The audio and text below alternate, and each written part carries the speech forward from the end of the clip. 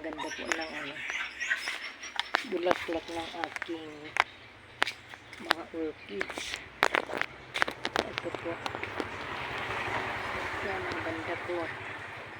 Yun yung puti na Cattleya. Tapos ito naman po ay mahaba pa yung kanyang ang kanyang petal.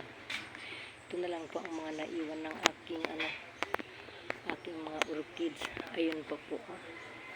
Pero maganda rin po ang tubo.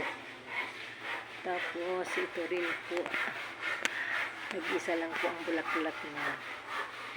Tapos ito po ay lumalabas na rin ng ang kanyang petal.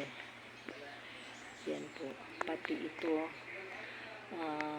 halos pare-parehas lang po sila. Yan po ang napadami. Yan po ang unang nagbuka ng bulaklak. Tapos ito, dalawa po yung lumalabas na kanyang ang kanyang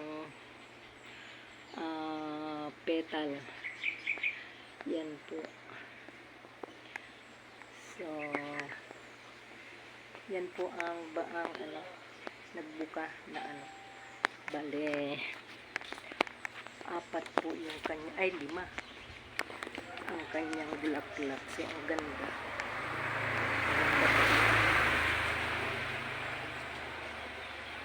Tapos ito po ang kanyang kanyang malalaking petal. Tapos ito, kagaya nito, nagbubuka na naman po yan. Yan. Pati na rin po ito. Dalawa. Kanyang petal. Tapos yan po. Yan lang po ang mga naiwan na aking mga ang aking mga orchids. Ito, naglanta na rin po siya. Marami pa rin po. Kahit napapaano po ay may mga naiwan pa rin po na mga orchids ko. Ito na lang po mga naiwan ng aking mga orchids. Puro nagkanda na po. Yan po, malalaki na rin po ang kanyang Tapos yan po siya. Tapos ito po yung aking mga halaman na ito yung sinilong ng aking asawa. Ito kasi nga po madali lang po siya pag maulanan po ng maulanan ay madali po siya malanta pag nababad po sa tubig. So alam niyo po kung anong technique po nito para lagi pong magbulaklak. Yan po ay gawa po ng bechin.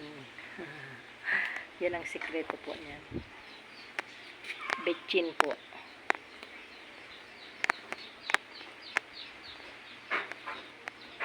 Bechin ang aking sikreto. Bechin ang aking sikreto para laging mamulaklak.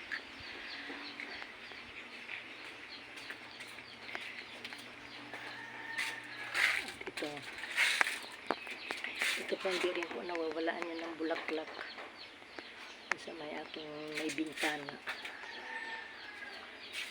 Pati yan itong snake plant ko, katatapos lamang din po yung kanyang bulaklak.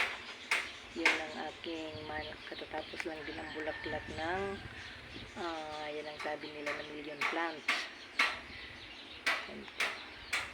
Dahil sa init naman naglanta yung mga dahon.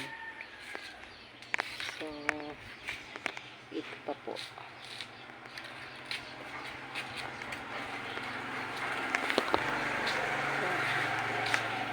Ang aking mga Cattleya.